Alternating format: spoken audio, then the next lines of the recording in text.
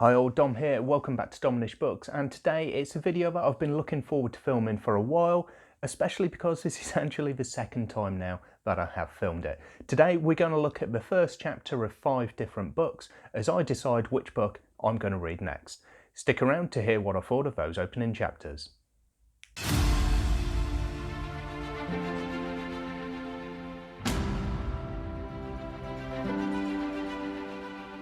So for those who saw my most recent review and preview video, I said that I was going to choose one of my October reads through a slightly different path. I was going to take 5 series that I was looking forward to starting.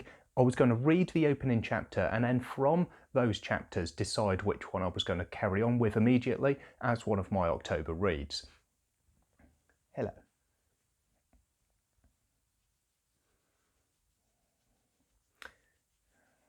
Isn't that nice?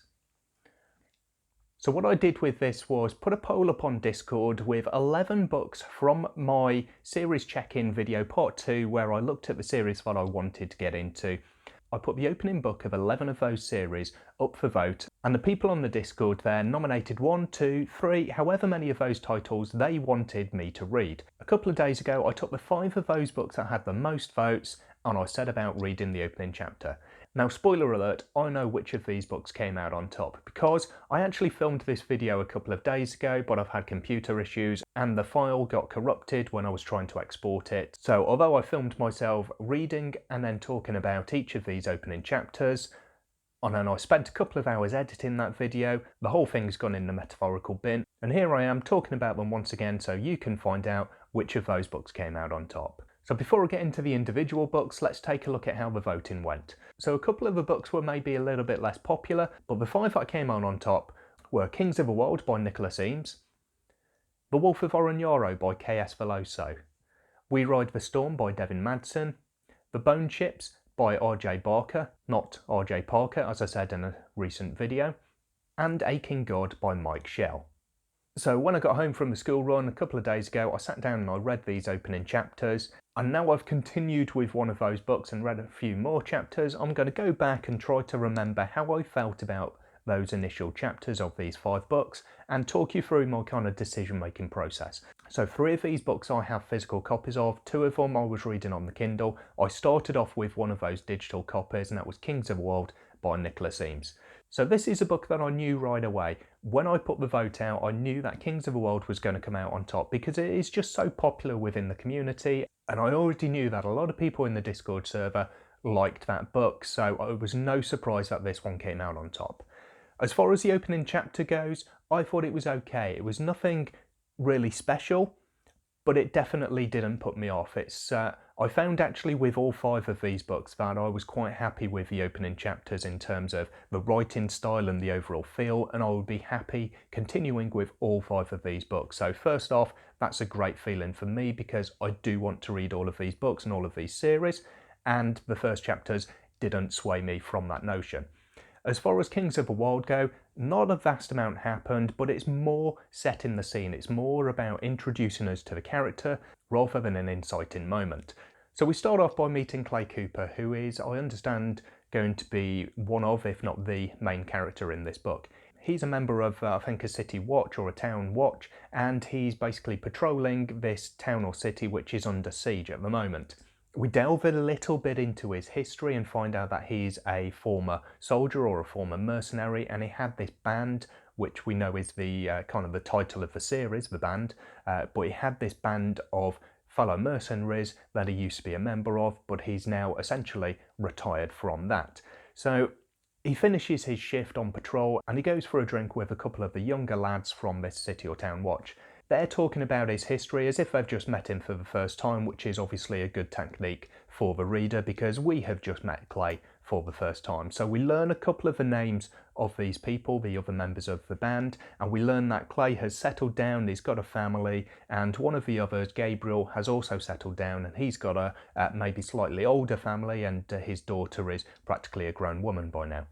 at the end of the chapter we then meet Gabriel and we find that something's gone wrong and Gabriel needs Clay's help. So that's the kind of the opening moment, setting the story down this path that we already know from reading the summary on the back of the book. So we know what Clay's help is needed for, and we know that they're going to reform the band, and we know that they're going to go out and look to rescue Gabriel's daughter. So it doesn't really tell us a vast amount that we don't already know, but it is more a case of, as I say, setting the scene, getting to know the characters. The writing style was absolutely fine. I said that I had no issues with it whatsoever. It definitely flowed quite well. I think it was maybe quite a short opening chapter, and it certainly read quite quickly as well, which bodes well for the rest of the book. But I have heard that this is quite light-hearted, and I can see that from this opening chapter, and it seems to be the type of humour that I tend to get on with quite well, so that obviously bodes well for me as an individual reader. So the second book I picked up was the Wolf of Oren-Yaro, one of my physical copies. This is one that I got recently and I've been looking forward to reading. I really do like that cover, and I like the way as well, the same as one of my other titles that I'll show in a few minutes. This has an animated cover within the Google Lens app, so I think that's really cool, and I like seeing that as a kind of little hidden extra, almost an Easter egg when you pick up some of the books, so that's always good. I've also read the opening line of this book previously. I did so in that series check-in video, and we start with, "They call me the bitch queen, the she-wolf, because I murdered a man and exiled my king the night before they crowned me." So the opening chapter of The Wolf of Oren-Yaro basically tells that story, and maybe a little bit more outside of it, but it tells the story. It basically starts off with her murdering this man, and the wording's maybe a little bit off because it says she exiled her king. From the story it tells, the king, or the king-to-be, I guess, her fiancé, kind of sees her murdering this man, and he, for whatever reason, not happy with it, and he runs away of his own accord. He's not actually exiled by her. So it's a little bit strange in that respect, especially because it's kind of contradicted just a few lines later, pretty much. The story itself that we're told here isn't really thrilling. It doesn't really do a lot. It's more kind of telling the history of a few years after this point. So we get the murder, we get the king, or the prospective king, going off, and then we have Queen Tell-Yen. I don't think her name's actually mentioned in the chapter. I've just had to remind myself from the back of the book what her name is, but she is basically there. She's got a young son with this essentially exiled king. He's, I think, 2 years old at the point that this happens, and by the end of the first chapter he's 7. So we've got a time period of 5 years, and in that period the king has sent the queen a couple of letters, and the queen's general is pushing for war, because these two people, this king and queen who were to be married, they are from 2 opposing clans, and their wedding was supposed to seal the peace treaty. So the queen's general is pushing for war. He wants to destroy this other clan and prove that they are the strongest. But of course, if you go to war, there's no guarantee that you're going to win, and the queen is pretty much of that mind. She is definitely against war, and she wants to continue to seek peace through other means. So what we don't get in this opening chapter is a lot of the why. We get a few of the what has happened, but we don't get the why it's happened. So we don't know who this person is that was killed in the opening kind of line. We don't know why he was killed, what the circumstances around that were, what the ramifications of it were, other than the king going away. So all of that to find out, presumably.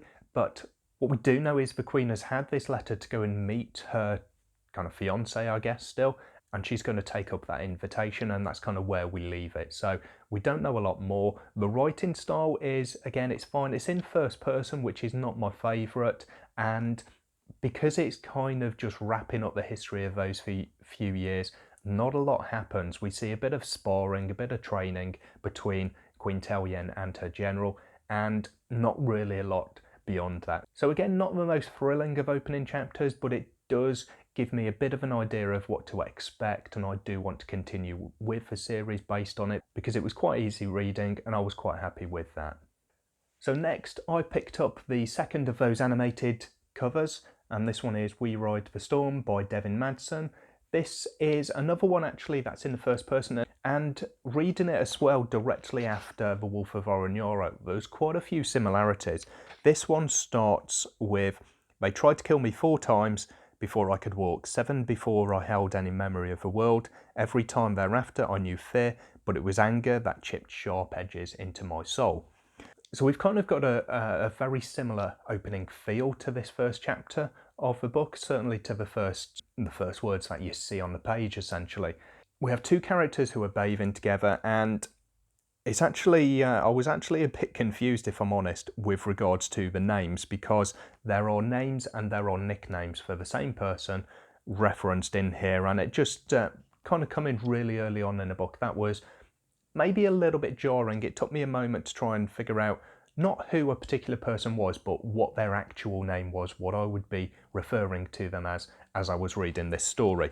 So we have a princess who is Miko, and I think she's called Coco, nicknamed as Coco, and we have her twin brother is Tanaka, who is sometimes referenced as Tana, and the other person who's bathing with the princess Miko is, I can't remember her name actually, but she is the kind of betrothed or potentially betrothed to Prince Tanaka. So they're having a little bit of a conversation, these two ladies in the bath, and it's said that they're going out on a journey. So the next thing we know basically is they're preparing, and Miko is out of the baths and she's getting dressed essentially, and she hears a scuffle and interrupts an assassination attempt on her brother's life. So we get a little bit of action, and certainly as far as the previous 2 books that I read that morning go, there was a bit more action within that. The assassination attempt is kind of brushed over. It's a foiled assassin. He sort of dives out of a window and it's never mentioned. It's like they don't want anyone to know that there was an assassination attempt, so they don't raise the alarm, they don't try to track down this assassin or anything along those lines. They just kind of brush it off and forget about it, which is maybe a little bit weird, but that's maybe what they're used to, I guess, if they've had all of these assassination attempts in their past. So then we go off on this journey and they're being carried around in these palanquins. They get stopped by essentially a protest within this, I guess, kind of rice field. And then there's a bit of a battle that takes place. There's arrows coming through the air, and it's not really clear who's actually instigating this, whether it's these sort of protesters in the fields, whether it's the soldiers with this sort of royal procession, or whether it's a third party that we haven't come across yet and they're kind of hidden. So we have a bit more action with this one. We have a bit of history, a bit of political intrigue, and we get a bit of an idea of kind of how the book's going to pan out, the writing style and the kind of the approach to action and things like that. So again, I quite liked this one. The opening chapter was absolutely fine for me, the writing style and everything like that, even though it's in the first person, which isn't my preference, and I'm more than happy to continue with this particular book. The opening line in particular is definitely the stronger of the ones that I've read this morning. It's quite similar, as I say, to the Wolf of Oren-Yaro's, but this one I preferred it a little bit. I just thought it was, as an opening, a bit more of a hook than the other 2 books that I read.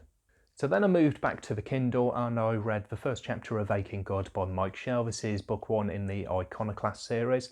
This I was potentially going to be reading in October anyway, because there is a channel read-along kind of co-hosted by Andrew's Wizardly Reads and Leslie from The Nerdy Narrative. So I already had the opportunity to join in a load of people who were reading Aching God anyway, but being a mood reader, it didn't quite work out, and I'm getting towards the end of the month now, and we'll see how it goes. I guess reading the first chapter, I might end up joining in that read-along after all.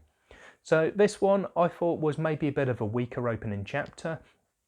Again, to get it out there, the writing style and kind of the overall premise definitely makes me want to read on, or makes me happy to read on at least, and that was pleasing. But the opening chapter itself, I felt that not a lot really happened that made me want to dive right in to the second chapter under this kind of 5-book scenario. So we start with our main character Ulrich, and he is essentially he's in the midst of a nightmare. It's not very frightening or anything like that, but for him and his experiences and so forth, then it's obviously a nightmare for him as a character. He wakes up from that and then basically goes about his normal morning routine. So we learn that he's well off. He's got kind of retainers basically. He's got a couple of people, I think it's a husband and wife, who are working for him, and so we meet those. He goes out for a ride on his horse, he comes back, he has breakfast, so nothing really exciting. And then when he returns, his man basically advises him that the local baroness requests his presence. She's got a letter for him. So he goes to this local baroness, and they've got a history. They previously had an affair and he called it off because he felt that her station was too high. Basically, he was too low for her. So they've got that history, and he's obviously maybe done it for the wrong reasons, broken them up for the wrong reasons. And you get the idea that he's kind of always considering bringing things back together. And he does in fact mention that towards the end of a chapter, that he should maybe do that. He goes to meet with the Baroness and they have a bit of a chat, and she gives him this letter, and from that we learn that Ulrich used to be in this league and they would go out and have these missions essentially, and that's why he's kind of got all this money, because he was really good at his job basically. And it's a bit like Clay Cooper from our opening book, where he's now retired, he doesn't do that anymore, but he's been drawn back into it with a call for help. So this call for help is from someone at the head of this league, and he's inviting Ulrich for what Ulrich believes is kind of a consultancy role, something that they want his help on in that respect. So he goes off, because at the end of the letter it says that Ulrich's daughter is involved. So Ulrich was maybe kind of in two minds. Does he accept this offer? Does he take up this invitation or not? But because his daughter is involved, he says basically he'll do anything to help. So he's going to go off and help. He's going to go and find out what this mission, quest thing is, because the letter itself doesn't say anything. It's very kind of secretive, and it says basically it's not safe to give the information in the letter in case the letter falls into the wrong hands. So at the end of the chapter, he's going to go off with one of the Baroness's men to find out what this is and to see what he needs to do to help his daughter out. So not the most exciting of opening chapters, but again, at the end of it, we do have kind of the call to action, I guess. We know what's going to happen. And again, this is very much like the opening of Kings of the World, because they've got kind of similar themes. Retired soldier, retired mercenary, whatever it is, coming back into business, going out to help rescue a daughter. So kind of similar in that respect, and the opening chapters play out a little bit the same there as well, where they have a letter or someone coming to them physically asking for help with essentially a rescue mission. So although two similar books, the feel of them was very different. Kings of the World very much lighter. This one I felt was, as I said, a little bit slower, not so much happens in it, but again, reads quite well, reads quite quickly. And I've heard that the book itself, it's maybe 600 or so pages, but the book itself also reads quite quickly. So that's a good thing to look forward to when I do pick it up to continue. And then the last book was the third of my physical copies, which is The Bone Ships by R.J. Barker, book one in The Tides Child. This one was probably the most disappointing in terms of the opening lines. Starts off with a line of speech, which is, "Give me your hat." So the next line pretty much echoed my thoughts. They are not the sort of words you expect to start a legend, but they were the first words he ever heard her say. She said them to him, of course. So not a great opening. We do learn obviously a bit more about what that is and why it's important. So with this one, we're dealing with a character called Joron. He is a shipwife, which is a term that I'm not familiar with myself. I don't know if it's kind of real world terminology or whether it's terminology specifically in this world, but essentially he's a captain of a ship. The hat in question is kind of like a hat of office. He wears that hat and it's kind of symbolising that he is the shipwife of this particular ship, and the ship in question here is the Tide Child, which gives its name to the actual trilogy itself. So Joron was, it almost comes across as him being a bit of a drunk, and he's just kind of asleep on the dock and someone's waking him up and his eyes are blurring in the sunlight and that kind of thing. The person who's awakened him and is looking for his hat is a character called Lucky Mias, and she is someone who is from one of the white ships. So right in the first chapter, you find out a little bit about kind of history in the world and the society that we're dealing with here, at least in this particular kind of small portion of the world anyway.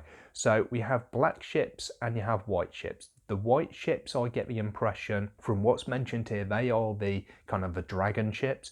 So the series itself has ships that are made from the bones of dragons, and they are white ships because bones are white when they're all picked clean and polished up. The black ships, I get the impression, are not therefore made from dragon bones, and they are kind of a second class fleet. It's the people on the black ships are kind of, I get the impression that they are second class citizens. Joron is a member of essentially the Black Fleet, I guess, because he killed a man, and Lucky Mias is from the White Ship, so Joron's there trying to figure out what she's doing here, looking for command of one of the Black Ships, because she was on the White Ship, so she could have kind of any ship that she wants. So he then figures out that she must have done something wrong, and she's basically been exiled, she's been relegated to the Black Ships. So Lucky Mias basically wants his hat, she wants command of his ship. She tells him that the crew could basically have someone who just lets them get away with anything, just, you know, have a laugh, have some drinks and just get on with things.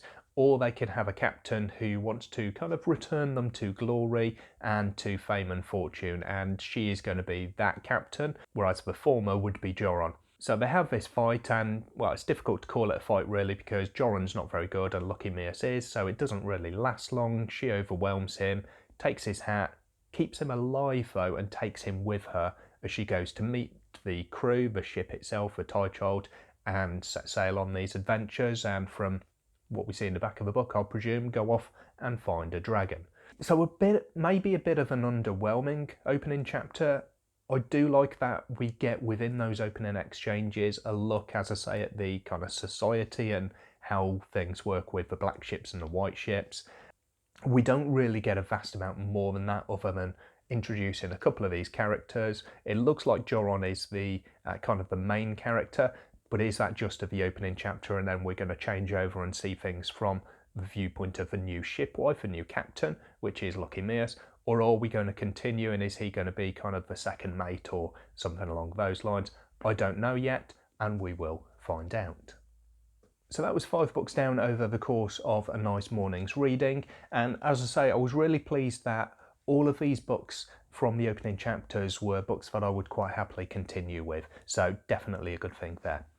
So in terms of trying to figure out which one was the best and which one I was going to continue reading, Book 1, Kings of the Wyld, this is one that maybe I was most kind of convinced that I was going to like overall, just from what I've heard of it in terms of the humour and such. It seems like the sort of book that I will get on with, so I was pretty confident that that one I would be able to read and enjoy when I did get round to it. The Wolf of Oren-Yaro, I've heard some really good things about. I like the opening of it in terms of at least the opening kind of paragraph, the opening couple of lines, as opposed to necessarily the full chapter itself.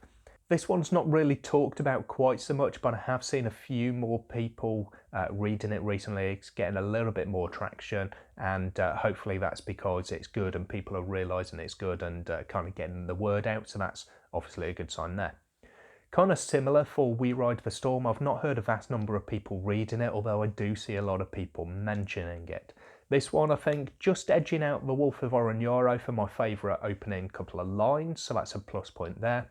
Bit more action in the chapter as well, which is another plus.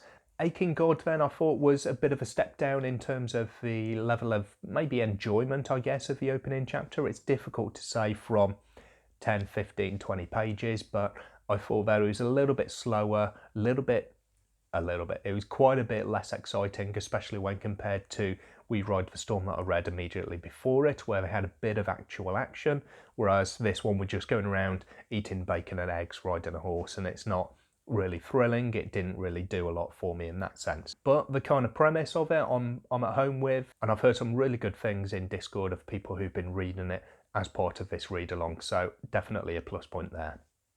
And then finally it was The Bone Chips, which again, like Aching God, I didn't think it was as good, as strong an opening chapter. It's definitely a different setting. It's probably the most different setting out of the 5, because this one, it sounds like we're going to be primarily dealing with a seafaring kind of tale. And I mean, it's called The Bone Ship, so that kind of gives it away there. But it definitely gives itself a different setting, and that can be a plus point in itself.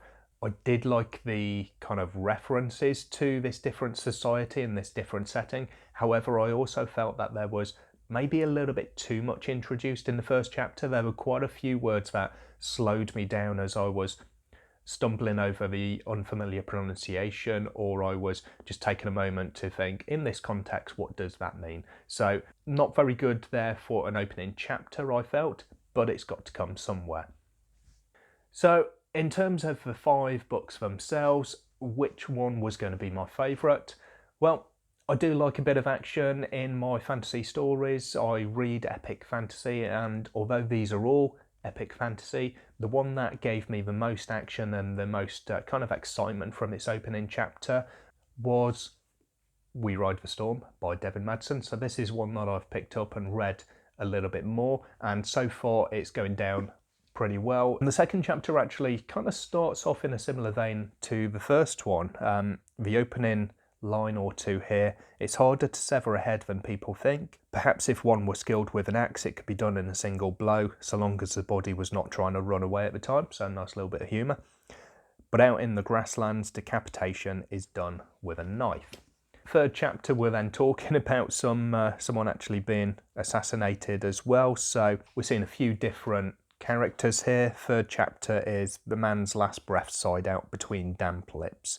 It was a peaceful sound, graceful even, unlike the mess I had left. I won't read the next bit because that's maybe a bit more of a giveaway, but 3 different characters being introduced at the start, 3 different settings and scenarios, but very much similar in tone. Enjoying it so far, so that's a good sign, and we'll see how the rest of the book goes, and I'll do a full review of this and indeed of the other books when I do get round to reading them as well. Okay, so it's a little bit of a different video than I did have. Let me know in the comments down below if you've read these books. Let me know how the opening chapters stack out, if it's indicative of the rest of the book in each of these scenarios. If you haven't read these books and you're looking to, let me know what your expectations are. And of course, which one would you have picked given the summaries of those opening chapters I provided? So that's all I've got time for today. Anyway, if you like this video, give it a thumbs up. Subscribe to the channel whilst you're down there if you haven't already done so. I hope to catch you again soon, but until then, as always, take care of yourselves, read some good books. Bye for now. Are you alright, Milo? Should we have a little fuss?